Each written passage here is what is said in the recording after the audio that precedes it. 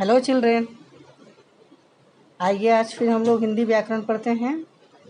हम लोग प्रत्यय पढ़ रहे थे और हम लोगों ने पढ़ा था कि वैसा शब्दांश जो किसी शब्द के अंत में जुड़कर उस शब्द के अर्थ में विशेषता या परिवर्तन लाता है, प्रत्यय कहलाता है। और प्रत्यय के दो भेद हैं, कृत प्रत्यय, तद्धित प्रत्यय। इनमें से हमने कृत प्रत्यय पढ़ लिया था, आज हम लोग पढ़ेंगे तद्धित प्रत्यय। तो आइए देखते हैं तद्धित प्रत्यय क्या है। जो प्रत्यय संज्ञा, सर्वनाम, विशेषण या अव्यय के अंत में जुड़कर उनके अर्थ में विशेषता लाते हैं, उन्हें तद्धित प्रत्यय कहते हैं। तद्धित प्रत्यय 9 प्रकार के होते हैं। फिर से एक बार देखिए, जो प्रत्यय संज्ञा, सर्वनाम, विशेषण या अव्यय के अंत में जुड़कर उनके अर्थ में विशेषता लाते हैं, उन्हें तद्धित प्रत्यय कहते हैं। तद्धित प्रत्यय के 9 प्रकार हैं। पहला है भाववाचक तद्धित प्रत्यय, दूसरा है कर्तृवाचक तद्धित प्रत्यय, तीसरा है संबंधवाचक तद्धित प्रत्यय, चौथा है लघुतावाचक तद्धित प्रत्यय, पांचवा है विशेषणवाचक तद्धित प्रत्यय, छठा है स्थानवाचक तद्धित प्रत्यय, सातवां है स्त्रीलिंगवाचक तद्धित प्रत्यय, आठवां है बहुवचनवाचक तद्धित प्रत्यय और नौवां है क्रमवाचक तद्धित प्रत्यय। तो आइए अब हम लोग बारी बारी सबको देखेंगे। तो सबसे पहले हम लोग देखेंगे भाववाचक तद्धित प्रत्यय। भाववाचक तद्धित प्रत्यय किसे कहते हैं? जिन तद्धित प्रत्ययों के योग से भाववाचक संज्ञाओं का निर्माण होता है, उन्हें भाववाचक तद्धित प्रत्यय कहते हैं। अब हम लोग उदाहरण देखेंगे कुछ प्रत्यय है जो शब्द में जुड़ता है और भाववाचक संज्ञाओं का निर्माण करता है। जैसे हम देखते हैं आपा प्रत्यय, बूढ़ा शब्द में जुड़ेगा तो बुढ़ापा, मोटा में जुड़ेगा मोटापा, पूजा में जुड़ेगा पूजापा। आस प्रत्यय, खट्टा में जुड़ेगा खटास, मीठा में जुड़ेगा मिठास। आई प्रत्यय, चौड़ा में जुड़ेगा चौड़ाई, भला में जुड़ेगा भलाई, पंडित में जुड़ेगा पंडिताई, बुरा में जुड़ेगा बुराई। त्व प्रत्यय, व्यक्ति में जुड़ेगा व्यक्तित्व, देव में जुड़ेगा देवत्व, नारी में जुड़ेगा नारीत्व। ई प्रत्यय, बीमार में जुड़ेगा बीमारी, चालाक में जुड़ेगा चालाकी, गरीब में जुड़ेगा गरीबी। ईयत प्रत्यय, इंसान में जुड़ेगा इंसानियत, आदमी में जुड़ेगा आदमियत, हैवान में जुड़ेगा हैवानियत। ता प्रत्यय, मित्र में जुड़ेगा मित्रता, पशु में जुड़ेगा पशुता, शत्रु में जुड़ेगा शत्रुता। पन प्रत्यय, लड़का में जुड़ेगा लड़कपन, पीला में जुड़ेगा पीलापन, बच्चा में जुड़ेगा बचपन। ईमा प्रत्यय, लाल में जुड़ेगा लालिमा, काला में जुड़ेगा कालिमा, नीला में जुड़ेगा नीलिमा। अब हम लोग देखते हैं अगला प्रत्यय है आहट। आहट अगर जुड़ेगा चिकना में तो हो जाएगा चिकनाहट, कड़वा में जुड़ेगा कड़वाहट, गर्म में जुड़ेगा गर्माहट। अब हम लोग दूसरा देखते हैं कर्तृवाचक तद्धित प्रत्यय। कर्तृवाचक यानी कर्तावाचक, यानी जिन प्रत्ययों के योग से किसी कार्य करने वाले का बोध हो, अर्थात कर्ता का बोध हो, वे कर्तृवाचक तद्धित प्रत्यय कहते हैं। मान लीजिए हम प्रत्यय से जोड़कर जो शब्द बनाते हैं वो क्या बन जाएगा? कर्ता बन जाएगा। जैसे उदाहरण देखते हैं, हारा प्रत्यय को जोड़ते हैं पानी में पनिहारा, लकड़ी में लकड़हारा, वान प्रत्यय को जोड़ेंगे धन में धनवान, गाड़ी में गाड़ीवान। ई प्रत्यय को जोड़ेंगे तेल में तेली, रोग में रोगी। आर प्रत्यय को जोड़ेंगे लोहा में लोहार, सोना में सोनार।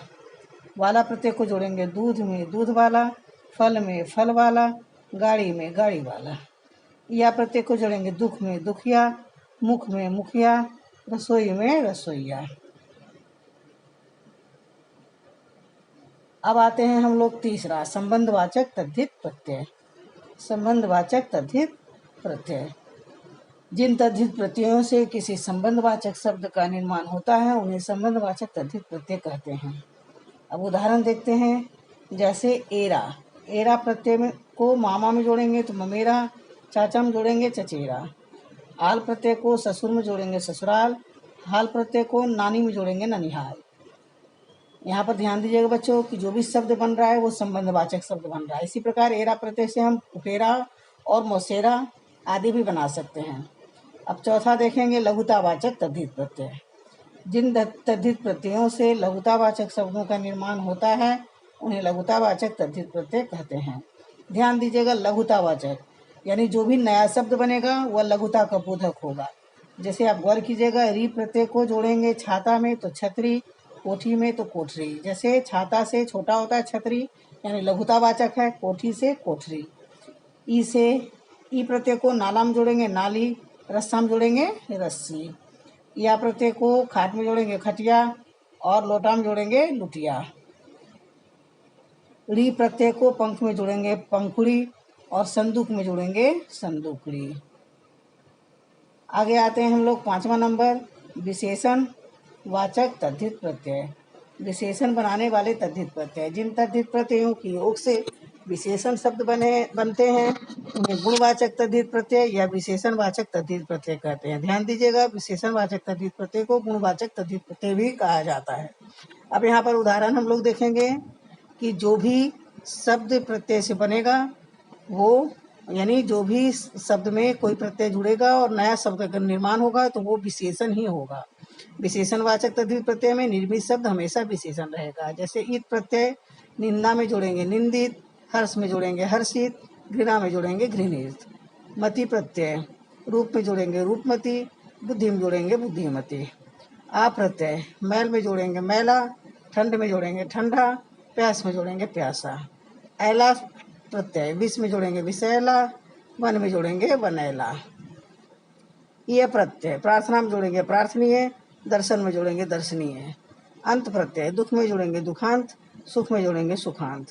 ई प्रत्यय धन में जोड़ेंगे धनी, क्रोध में जोड़ेंगे क्रोधी, भार में जोड़ेंगे भारी। इक प्रत्यय धर्म में जोड़ेंगे धार्मिक, अर्थ में जोड़ेंगे आर्थिक, समाज में जोड़ेंगे सामाजिक। इला प्रत्यय रंग में जोड़ेंगे रंगीला, बर्फ में जोड़ेंगे बर्फीला, शर्म में जोड़ेंगे शर्मिला। ये ये प्रत्यय पर्वत में जोड़ेंगे पर्वतीय, जाति में जोड़ेंगे जातीय और राष्ट्र में जोड़ेंगे राष्ट्रीय। अब देखते हैं छठा नंबर स्थानवाचक तद्धित प्रत्यय। जिन तद्धित प्रत्ययों से स्थान का बोध हो उन्हें स्थानवाचक तद्धित प्रत्यय कहते हैं।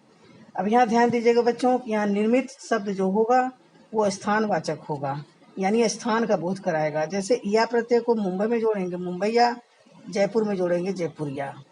ई प्रत्यय को बंगाल में जोड़ेंगे बंगाली, पंजाब में जोड़ेंगे पंजाबी। वी प्रत्यय को लखनऊ में जोड़ेंगे लखनवी। वाला प्रत्यय को दिल्ली में जोड़ेंगे दिल्ली वाला, केरल में जोड़ेंगे केरल वाला।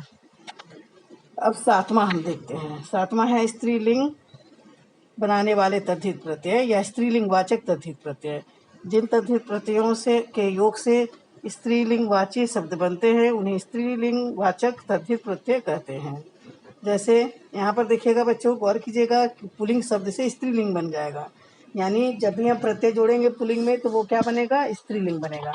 जैसे या प्रत्यय को चूहा में जोड़ेंगे चूहिया, चिड़िया में जोड़ेंगे चिड़िया, बूढ़ा में जोड़ेंगे बुढ़िया। आगे देखते हैं, आनी प्रत्यय को हम जेठ में जोड़ेंगे जेठानी, देवर में जोड़ेंगे देवरानी और सेठ में जोड़ेंगे सेठानी। इन प्रत्यय को धोबी में जोड़ेंगे धोबिन, माली में जोड़ेंगे मालिन, सुनार में जोड़ेंगे सुनारिन। आ प्रत्यय को प्रिय में जोड़ेंगे प्रिया, शिष्य में जोड़ेंगे शिष्या, बाल में जोड़ेंगे बाला।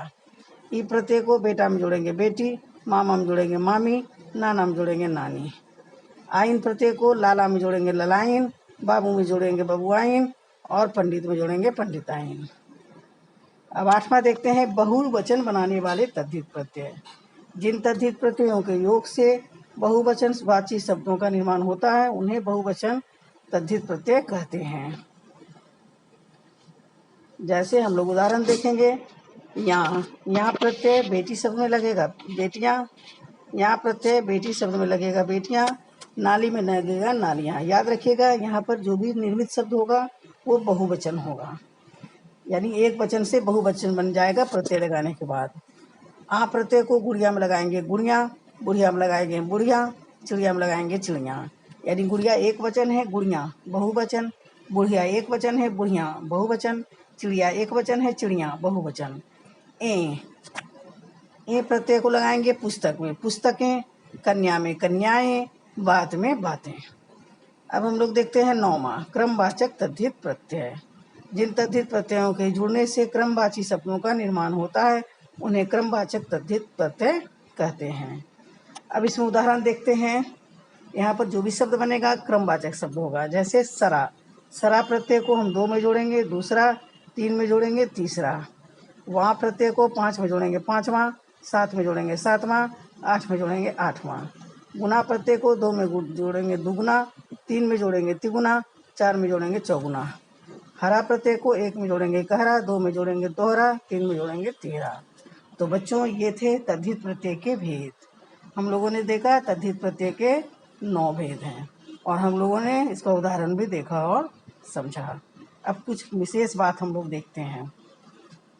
विशेष बात क्या है कि कभी कभी एक साथ 2 प्रत्ययों का भी प्रयोग होता है। कितने प्रत्ययों का? 2 प्रत्ययों का। जैसे नैतिकता को ले लीजिए, मूल शब्द इसमें है नीति और प्रत्यय इक भी है, प्रत्यय ता भी है, यानी 2 प्रत्यय जोड़कर बन गया नैतिकता। उसी पर लिख लीजिए ईमानदारी। ईमान मूल शब्द है, दार एक प्रत्यय है और ई दूसरा प्रत्यय है, तो 2 प्रत्यय जुड़कर बन गया ईमानदारी। कुछ शब्दों में उपसर्ग तथा प्रत्यय एक साथ प्रयोग में आते हैं या प्रयोग में किए जाते हैं, लाए जाते हैं। जैसे आप यहाँ गौर कीजिएगा, अपमानित। अपमानित में अप है उपसर्ग और इत है प्रत्यय, मान है मूल शब्द, यानी मान शब्द में हम अप उपसर्ग लगा दिए और इत प्रत्यय लगा दिए तो अपमानित बन गया। स्वतंत्रता, स्वतंत्रता में स्व है उपसर्ग और तंत्र है मूल शब्द और ता है प्रत्यय, यानी तंत्र शब्द में हम स्व उपसर्ग लगाए और ता प्रत्यय लगाए तो क्या बन गया? स्वतंत्रता। ठीक है बच्चों, अब आज का आपका होमवर्क है तद्धित प्रत्यय किसे कहते हैं, तद्धित प्रत्यय के कितने प्रकार हैं, तो ये आप याद कीजिएगा। चूँकि ये पूरा वीडियो में हम लोग आज यही पढ़े हैं, तो आप ध्यान से पढ़िएगा, 1 बार नहीं 2 बार पढ़िएगा, जितना बार में आपको अच्छी तरह से समझ में आ जाए पढ़िएगा और याद कीजिएगा। ठीक है, फिर मिलते हैं हम लोग अगले वीडियो में, तब तक के लिए धन्यवाद।